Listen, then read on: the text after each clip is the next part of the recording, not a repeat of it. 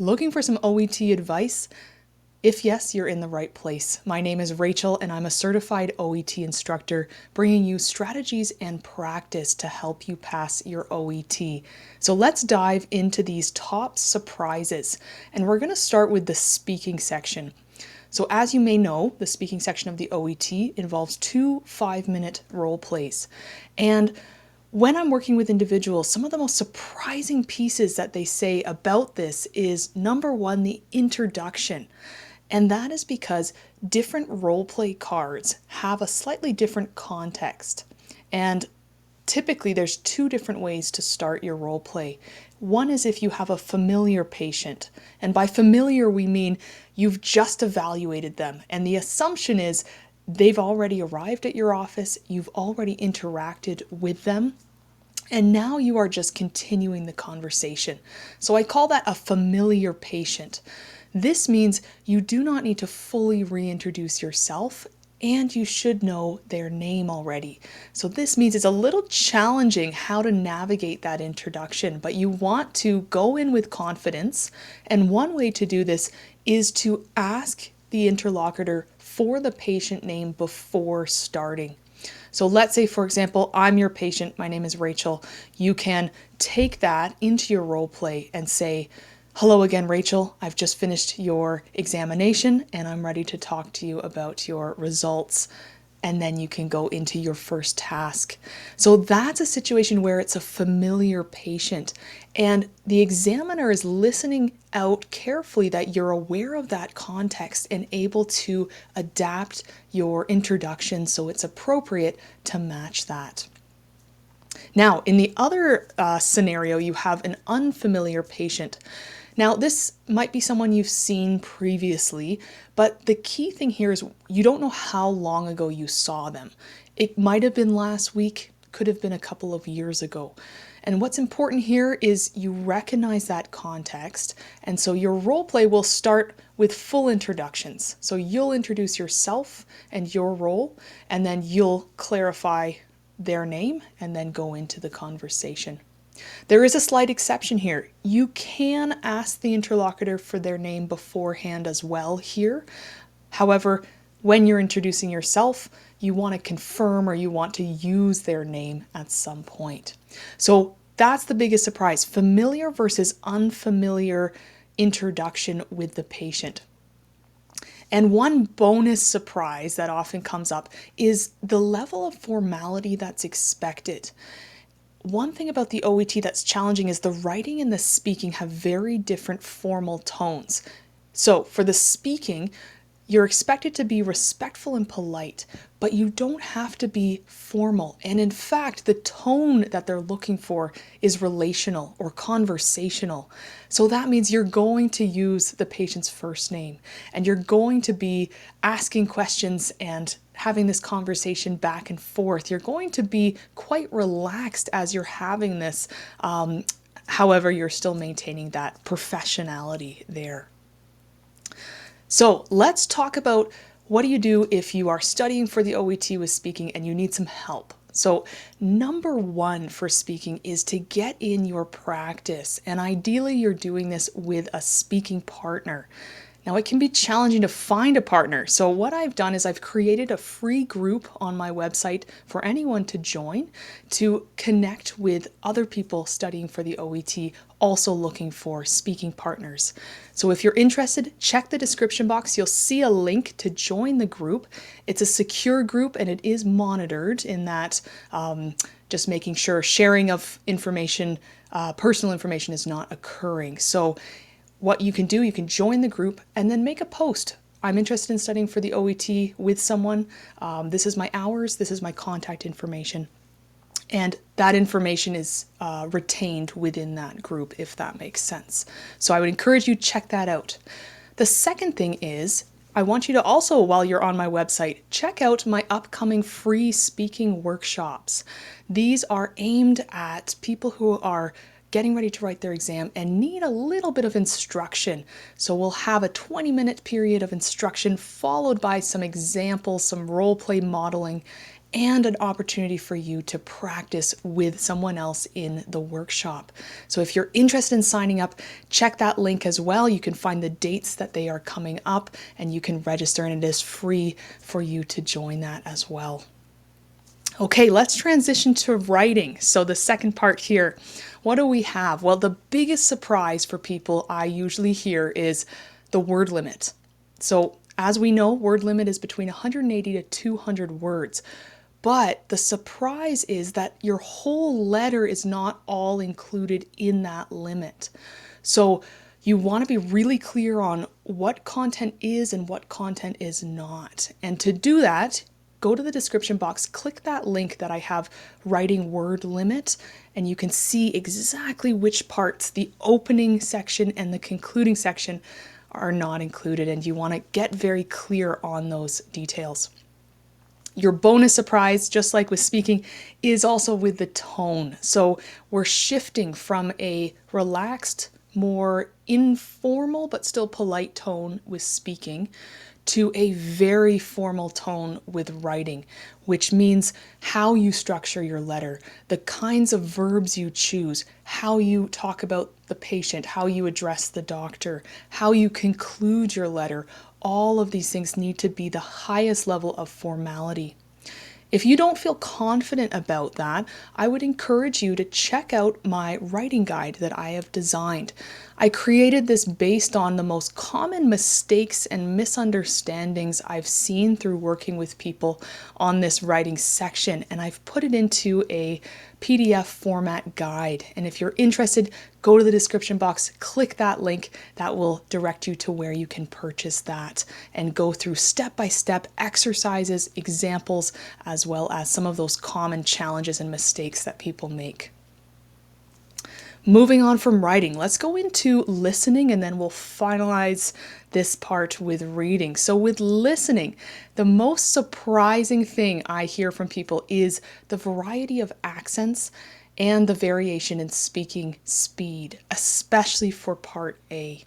So as you recall, part A involves a conversation going on with a patient. It's a consultation, and the patient can have an accent that ranges from Australian, British, American, or somewhere in between there. And so if you're not familiar with one of those accent types, you need to be doing lots of practice, getting exposed to the vocabulary, the words, as well as the sounds, how different words are slightly different in their pronunciation as well.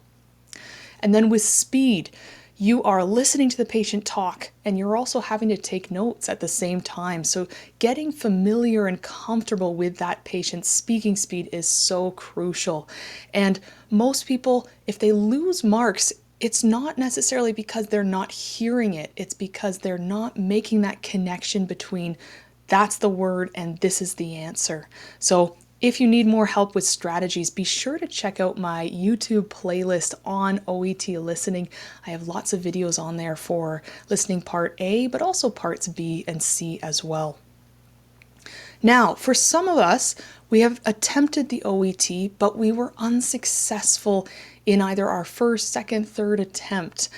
And if this is you, I want to ask you a couple questions. So first, what was your score?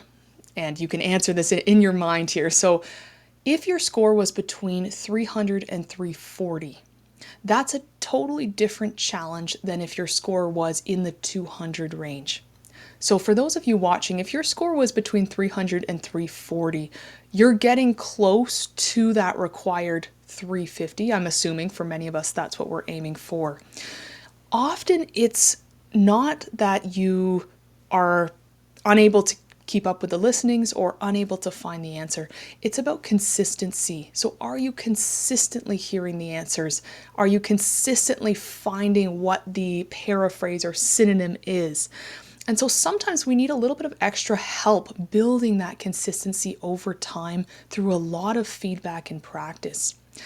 I have an upcoming course, and it's called a Skill and Grade Booster course, and it's designed for people who've scored previously between 300 and 340. And we're going to spend 4 weeks going through the listening skills, but also the test-taking strategies, diving deep into some of those issues that need a little bit more practice to get us over that finish line. So if that sounds interesting to you, you can click the link in the description box and fill out a registration application form. That would be if you're looking for more information or you have questions, you can fill that out. If this sounds good to you and you're ready to register, you can also click the registration link and go directly to that on my website as well. It'll be 4 weeks, classes twice a week, with this goal of building up those foundational skills so we're confident going into our next attempt for the exam. All right, and lastly, reading. So just like with listening, some of the surprises come from the structure as well as the style of the exam. And I think from what I've heard for reading, the most surprising thing, it's not really a surprise, it's more of a shock. And those two words are sometimes synonymous. But in this case, the shock for a lot of people comes from the time management of Part A. Part A, you have 15 minutes to answer 20 questions. It's a speed reading exercise. And the shock is that if you were given 30 minutes, or for some of us, if you were given even 25 or 20 minutes, you'd be able to find all the answers and get them correct. But that challenge of only 15 minutes to locate the answers and then correctly write them down, that's really challenging. So for a lot of people, that's the part that stresses them out, or that's the part on exam day that they just aren't able to perform up to that required standard. So if that's you, I also have an upcoming reading skill and grade booster course. And similarly, that would be for those who have either attempted the exam before and scored somewhere in the 300 to 340 range, or those who just generally need help boosting their reading skills. And again, that's a 4-week course, classes twice a week, breaking down all of the skills into really concrete, understandable lessons as well. So same thing, if that sounds interesting and you'd like to find out more, you can click that form fill out link there. Or if you're ready to sign up and register, you can also click that link to go to my website as well. And don't forget to also check out on YouTube my OET Reading playlist, going through some of these strategies and practice for you as well. So hopefully somewhere in there you found something surprising, or you found something that will assist you or help you as you are gearing up for your exam. Now, let's say you're in a rush, you need to take this exam in the next 2 or 3 weeks. Well, I do have some materials and resources for self-study, and these would be recorded classes that I've previously had throughout the year that you are able to access through a subscription plan as well on my website. And that's great if you're under that time pressure, you're needing some extra resources, some extra teaching as well. And you can click that link as well in the description box from that. Finally, if you successfully finished your OET and you're still watching these videos, well, hello, first of all, and congratulations on passing.